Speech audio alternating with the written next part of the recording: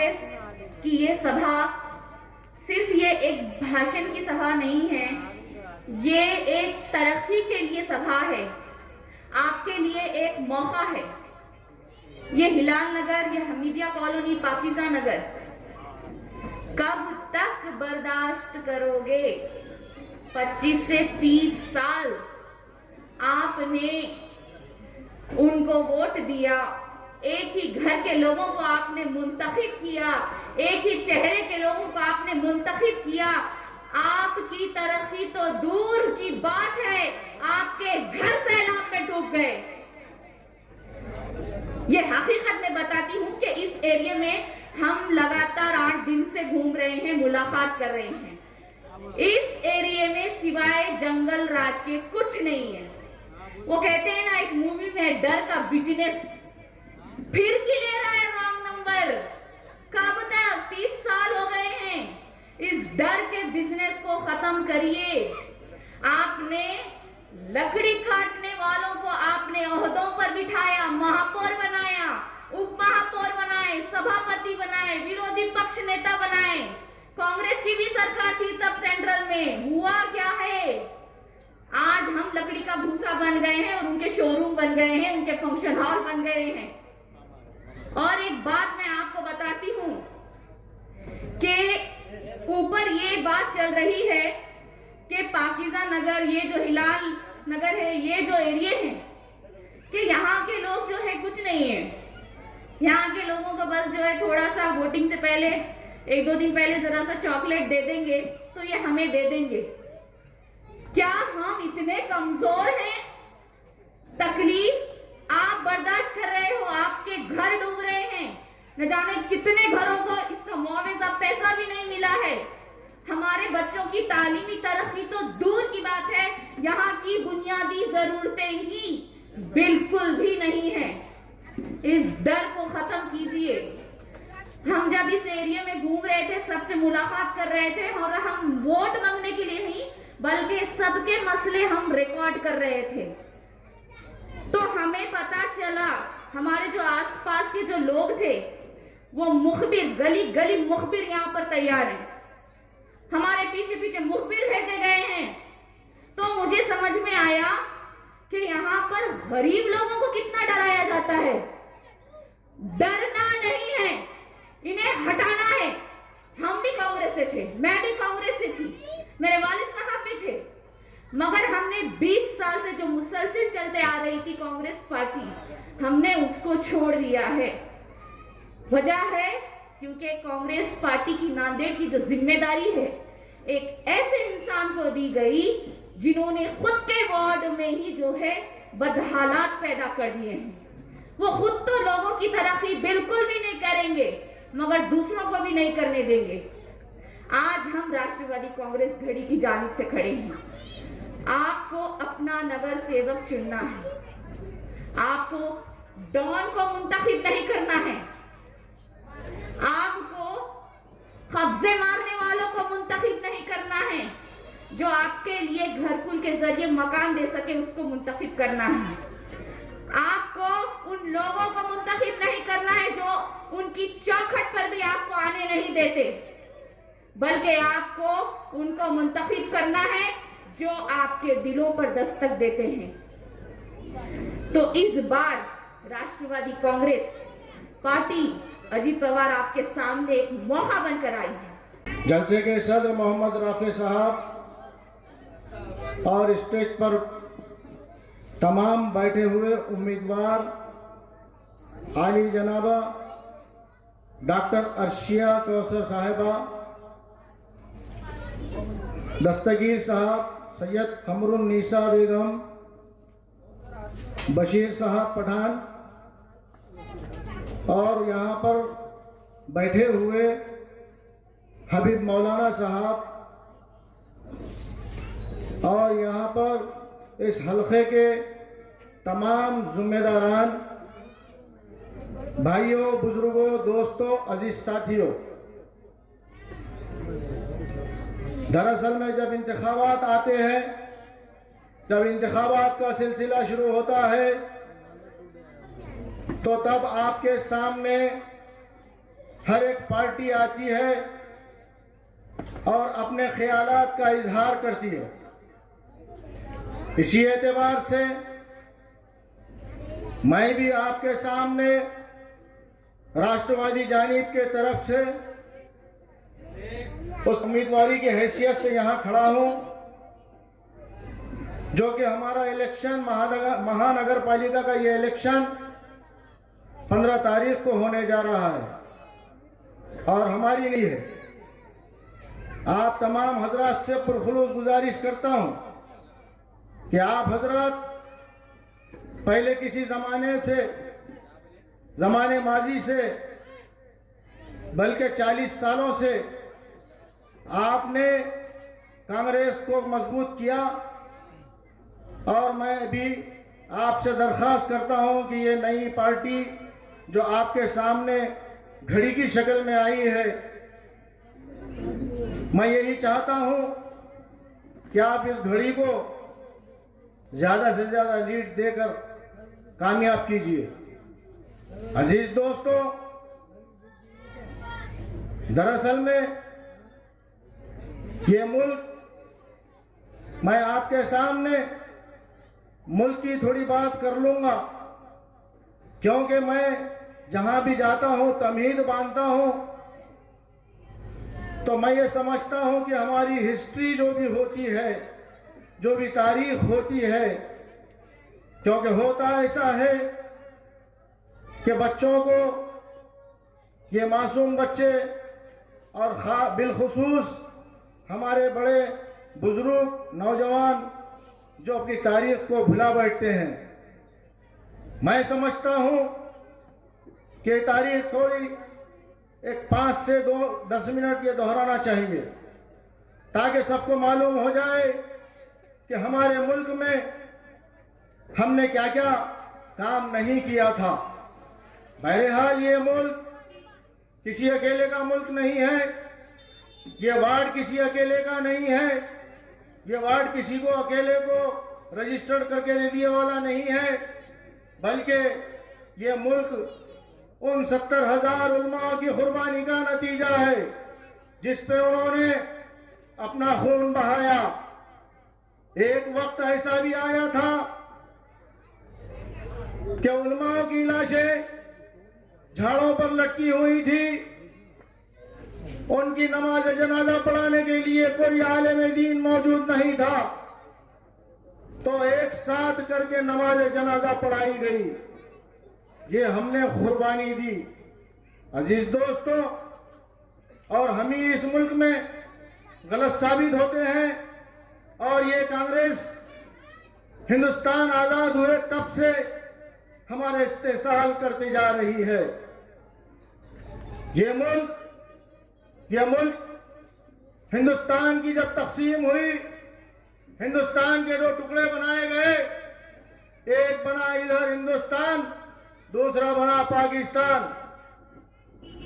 तब दिल्ली के लाल किले पर खड़े होकर मौलाना अब्दुल कलाम आजाद, मौलाना मोहम्मद अली जोर, मौलाना मोहम्मद अली सुल्तान अहमद कानपुरी ने आवाज दी, ऐ हिंदुस्तानी मुसलमानों तुम लौट आओ, ये तुम्हारे अपने आबा व अजदाद की जमीन है जिस पर इन्होंने अपना खून बहाया। अब हम वही नस्ल है और हम यहाँ पर बड़े हैं। हमने इस मुल्क को इसलिए पसंद किया कि हमारे आबा व अजदाद का यहाँ पर खून है। अजीज दोस्तों, ये अलग बात है कि कुछ कांग्रेसी लोगों ने यहाँ पर तमाशा बना के रखा है। ये आज से ये खेल नहीं खेला गया, ये खिलवाड़ 1947 से हो रहा है। आप जानते हैं कि आपने ही इनको ताकत दी, आपके सामने बड़े बड़े वार्ड में लोग चुनकर गए और उनको ताकत दी और वो बड़े बड़े लोग बन गए, और बड़े लोग बनने के बाद हमको ही ललकारना शुरू कर दिया। मेरे भाई, अभी डॉक्टर अर्शिया मैडम साहिबा ने आपके सामने बताया कि कुछ लोग यहाँ पर जो दलाल किस्म के लोग हैं वो अपने इलेक्शन कार्ड जमा कर रहे हैं। मेरे भाई, ये इलेक्शन कार्ड अगरचे आप जमा करते हैं सिर्फ 500 रुपये के लिए, 1000 रुपये के लिए, मैं समझता हूं एक अजीम कौम है मेरे भाई। आप क्या 500 रुपये में और 1000 रुपये में आपका सौदा कर रहे हैं? मेरे भाई, समझने की और सोचने की, समझने की जरूरत है इस बात को। आप 40 साल से इस इलाके में चुनकर दिया कांग्रेसियों को, उनको ताकत दिए, उनको महापौर बनाए, उनको चेयरमैन बनाया, विरोधी पक्ष नेता बनाया, डिप्टी मेयर बनाया। आपका क्या काम हुआ मेरे भाई? अगरचे आप 500 रुपये और 1000 रुपये में बिकने की बात करते हैं, तो मैं समझता हूं अजीज दोस्तों, बहैसियत मुसलमान, यजीद ने कहा था हुसैन रज़ियल्लाहु ताला अन्हु कि मेरे हाथ पे बैत कर लो, मैं सोने के पहाड़ अंबार खड़ा कर दूंगा। लेकिन हुसैन रज़ियल्लाहु ताला अन्हु ने कहा कि अल्लाह ताला की कसम, मेरे नाना ने, अल्लाह के रसूल सल्लल्लाहु अलैहि वसल्लम ने जो रास्ता बताया, मैं उसी रास्ते पर चलूंगा, ऐसी दौलत को ठोकर मारता हूं। क्या उन्होंने इसलिए ठोकर मारी और हम आज 500 रुपये और 1000 रुपये बिकने के लिए तैयार है? मेरे भाई, मेरे अजीज दोस्तों और मेरी पर्दा नशीन और पाक दामन माँ और बहनों जो घरों में बैठकर सुन रहे हैं, मैं उनसे अदबन गुजारिश करूंगा कि आप रुपये के लिए बिकने की जरूरत नहीं है, बल्कि हमारे अजीत दादा के तरफ से एक लाडली बहन की योजना आपके सामने लाई गई। मैं समझता हूं आप सभी उससे मुस्तफीद हो रहे हैं, फायदा उठा रहे हैं। आपके सामने आपने 40 साल से दूसरे कांग्रेस हुकूमत को दिया, उनको चुनकर दिया, लेकिन उन्होंने आपको कौन से स्कीमात का फायदा दिया ये आप ही जानते हैं। आपके पास कौन सी योजनाएं, कौन सी ऐसे स्कीम आपके सामने रखे, आप अच्छी तरीके से जानते हैं। हमारे मोहल्ले में, हमारे वार्ड में आप ही बताइए, हमारे पास मूलभूत सुविधाओं की जरूरत है। हमारे पास में कोई मूलभूत सुविधाएं नहीं है, ना यहाँ पर कोई रास्ता बराबर है, ना कोई रास्ते में ड्रेन यानी नाली बराबर है, ना यहाँ पर सीवरेज लाइन यानी ड्रेनेज है बराबर। मेरे भाई, कोई चीज का इंतजाम नहीं। 40 साल से चुनकर देने के बाद आप ये नाला देखिए बाजू, वो नाला जहां से आ रहा है, अब ये नहीं मालूम उसमें किसका क्या मफाद था। वो रास्ते से वो नाला जहां से जाना चाहिए वो उधर से जाने के बजाय उसका बाईपास करके थोड़ा बाजू से ले जाया गया, जिसकी वजह से ये बैक वाटर मार रहा है। यही नहीं, बल्कि नाले को नाली की तरह बना दिया गया। जो नाले जिस पर 30 फीट का नाला है, 35 फीट का नाला है, उसको 15 फीट और 10 फीट और 5 फीट का नाला कर दिया गया। दोस्तों, ये समझने की जरूरत है। आपने क्या इसलिए चुनकर दिया कि आपको तकलीफ होना चाहिए? नहीं, आप इसलिए चुनकर दिए कि हमको कहीं ना कहीं ये परेशानी हमको दूर हो जाए। हमको परेशानी दूर होने के बजाय ये हमको हमारे परेशानी तो और हमारे ऊपर डाल रहे हैं। हमने इसलिए ताकत दी, हमने ताकत दी और हम जो है सहने के लिए तैयार हैं। हमने उनको बड़ा किया। उनके पास बड़े बड़े कारखाने हैं, कांग्रेसियों के पास बड़े बड़े फैक्ट्रियां हैं, उनके पास शक्कर के कारखाने हैं, उनके पास नहीं वैसी दौलत है जिससे आप जानते नहीं। रोड पर देखिए प्रॉपर्टी, उधर देखिए दौलत, इधर देखिए दौलत, सब आपका नुकसान। आपके पास क्या है भाई? आपके पास तो वही है, एक केले का गाड़ा, कोई पान टपरी, तो कोई रिक्शा चला रहा है, तो कोई ऑटो रिक्शा चला रहा है, तो कोई मजदूर का काम कर रहा है, कोई गिट्टी का काम, गिट्टी फोड़ने का काम कर रहा है, कोई मिस्त्री का काम कर रहा है, कोई छोटी मोटी मजदूरी करता है और अपने बाल बच्चों को लेकर आके वो जो पैसा कमाता है उससे अपने बच्चों का पेट भरता है। आप जब देखेंगे कि हमारा एक रिक्शे वाला भाई जब अपने बच्चों को मेहनत मजदूरी करके जब खाना खिलाता है, उसके पैसे तो वहां खत्म हो जाते हैं। तो बताइए, आपके पास में कोई खाली बालवाड़ी है बच्चों के पढ़ने के लिए, छोटे मासूम बच्चों के लिए?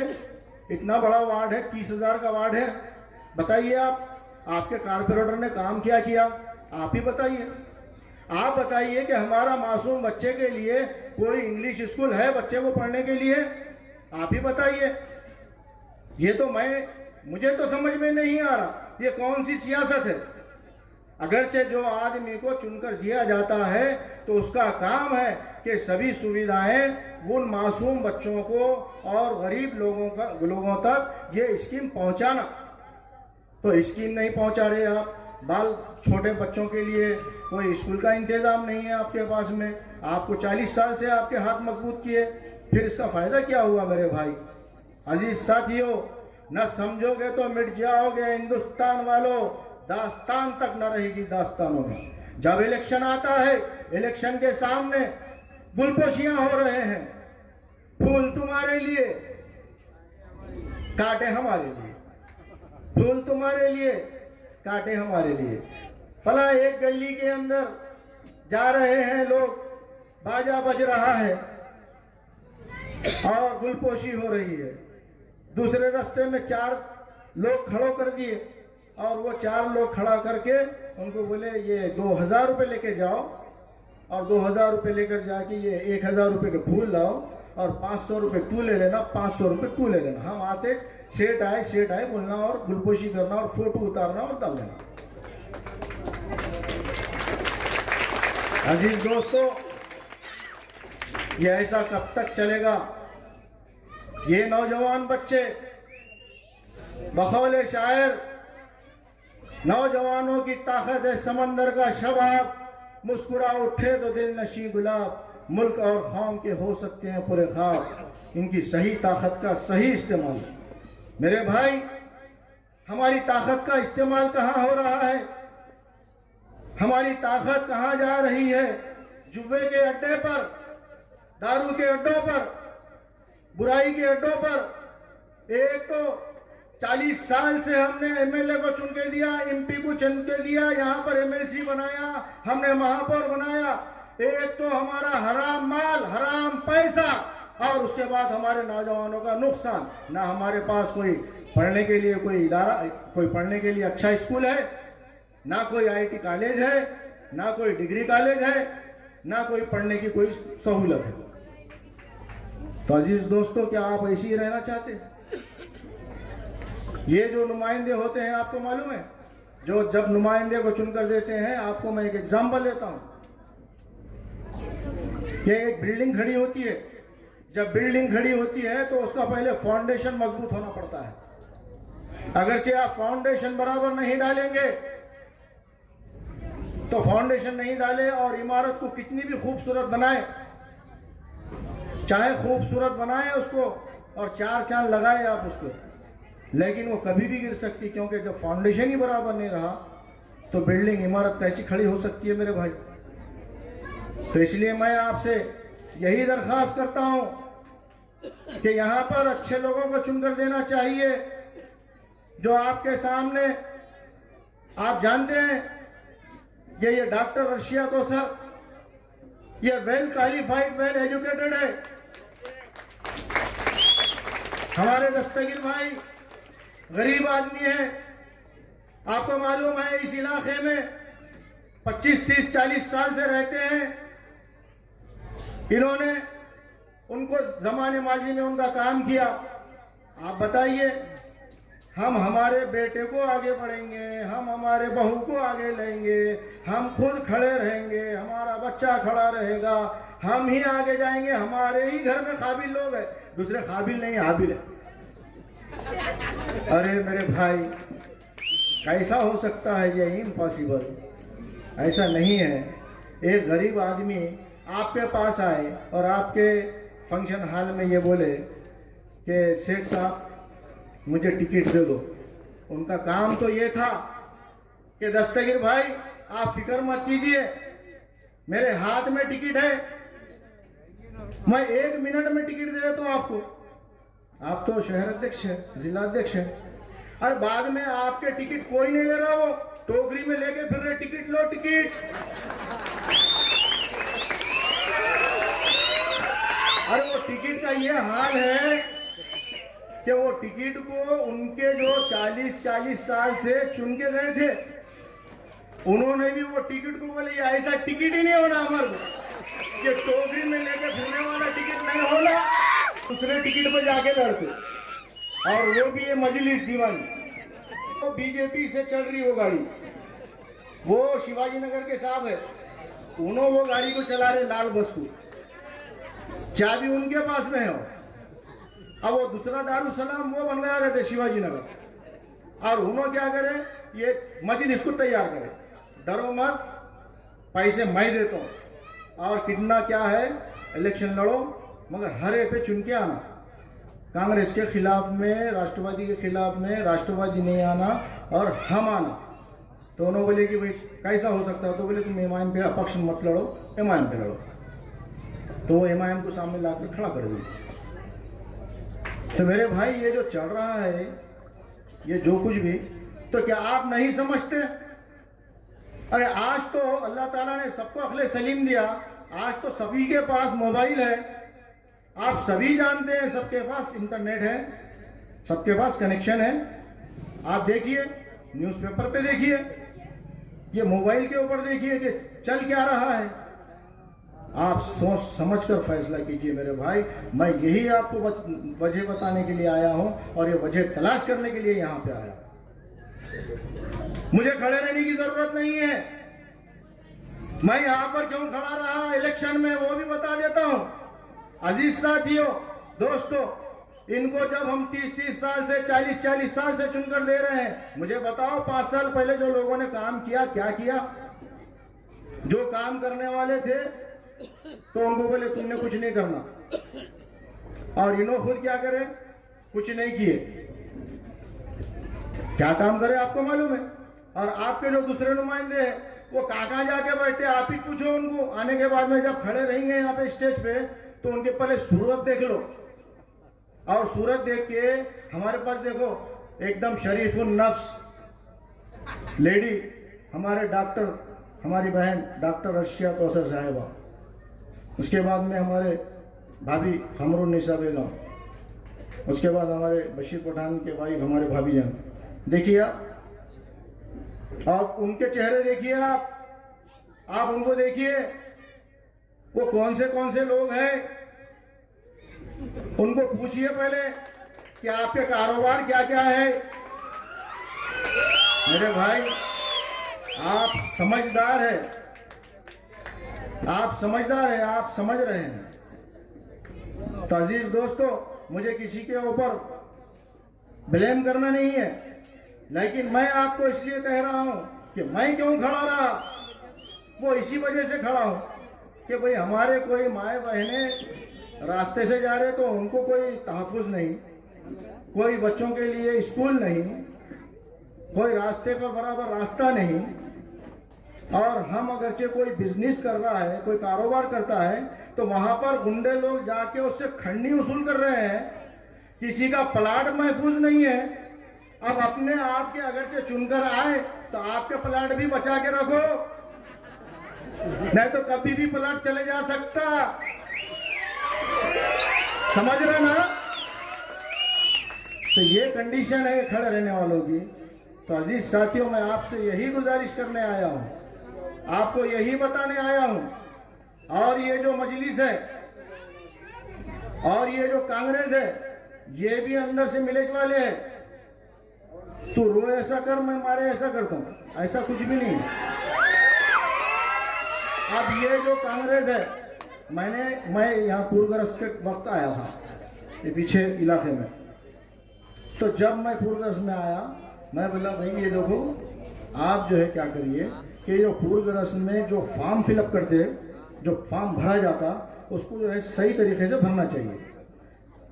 तो उसमें कैसा है कि एक तहसीलदार की तरफ से तलाटी है, फिर नगर पालिका की तरफ से बिल कलेक्टर है, तो इनके हाथ से वो फॉर्म भरना और उसमें जो जो 2 विटनेस है और उसमें जो है फॉर्म के अंदर सही तरीके से फॉर्म फिलअप करो और फिलअप करके वो सही तरीके से दे देना तलाठी के पास में और बिल कलेक्टर के पास। तो ये आपके महापौर साहब, अरे हमको सब समझता, तुमको बोलने की जरूरत नहीं है, राजकारण बाद में करेंगे। अब इन्हों क्या यहाँ पे अरबी के किताबें बेच रहे थे। अजीज दोस्तों, हुआ ये उल्टा कि लोगों को पैसा नहीं मिला, गरीबों के घर में पानी चला गया, जिससे उनके अपने बकरियां बीमार हो गए, उनके मुर्गियां बीमार हो गए, वो लोग खुद बीमार हो गए। घर में पलंग था, पलंग सड़ गया, अनाज था, अनाज सड़ गया। कौन जिम्मेदार है? गरीब आदमी कहां से लाएगा? और वो कोपन के चावल बाद में लेकर आके बांट के बतला रहे, अच्छे चावल उधर, खराब चावल इधर। क्या है मेरे भाई, ये समझ लो, तो ये समझने की जरूरत है। देखो हमने जो बोले थे कि देखो ये फॉर्म सही तरीके से फिलअप करना, लेकर गए बाद में फॉर्म, और वो लेकर जाके पूरे फॉर्म अपने हाथ में लिए। मैं बोला क्यों, तुम क्या क्लास 1 अधिकारी है, ये फॉर्म कैसा कह लिया अपने हाथ में? नहीं गलती होगी बोले, अब इसके बाद लेंगे नहीं। और फॉर्म लेके गए और कहाँ जला दिए, क्या करे उनको मालूम। बहरहाल लोग तो पानी के पैसों से, कुछ लोगों को पैसा मिला और कुछ लोगों को पैसा नहीं मिला। तो ये जो नुकसानात है, तो थोड़ा कैसा है कि समझने की जरूरत है। इसी के हिसाब से अब ये मजलिस वाले, अब मजलिस वाले मैदान में, इनके पहले इनके पास में 13 लोग चुन कर दिए थे मेरे भाई। इन्होंने कहे थे कि हम दवाखाने के लिए जमीन लिए, हम दवाखाना बनाएंगे। मुझे बताओ कि इन्होंने दवाखाना बनाया?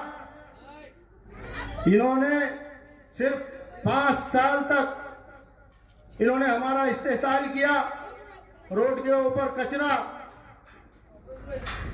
नालियों की सफाई नहीं, पानी पीने को शफाफ पानी नहीं मिल रहा है। तो ये मजलिस को हमने जो चुनकर दिए थे, तो क्या भुट्टे मुन्ने को दिए थे क्या? वहां पे हमारे लिए, हमारे खिदमत के लिए दिए थे, वो तो काम नहीं हुआ। और उल्टा जो है, जब ये जो फिरौन साहब है मजलिस के साबिका सदर, वो किसको भी कुछ भी बोल रहे उठ के भी, फिलहाल ये कांग्रेस ऐसी, राष्ट्रवादी कांग्रेस ऐसी, या फला ऐसा, वो फला ऐसा। मेरे भाई अपने गिरेबान पर जाकर देखो क्या आपकी क्या क्या गलतियां हैं।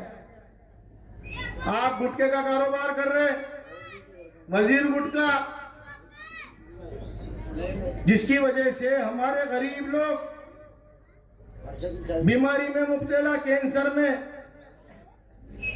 2 लोगों को तो मैंने भेजा अभी टाटा हॉस्पिटल में, उसके ऊपर रोक नहीं, और इधर बोल रहे ला इलाहा इल्लल्लाह मुहम्मदुर रसूलुल्लाह। तेरा मेरा रिश्ता क्या, 40 लाख ला, 50 लाख ला, क्या है मेरे भाई? अजीज दोस्तों, ये समझने की जरूरत है। और मैं ये चाहता हूँ कि पूरी अवाम से मेरी ये गुजारिश है, ये महल्ले वालों से गुजारिश है। दरअसल में मैं तो बहुत बोलने वाला था, लेकिन कैसा है कि दूसरी जगह जलसा है और यहाँ पर हमको थोड़ा वक्त कम है, क्योंकि 10 बजे का वक्त है, हमको 7:15 हो रहे हैं। तो यहाँ से हबीबिया कॉलोनी में भी जलसा होने वाला है और हम वहाँ पर जाने वाले हैं।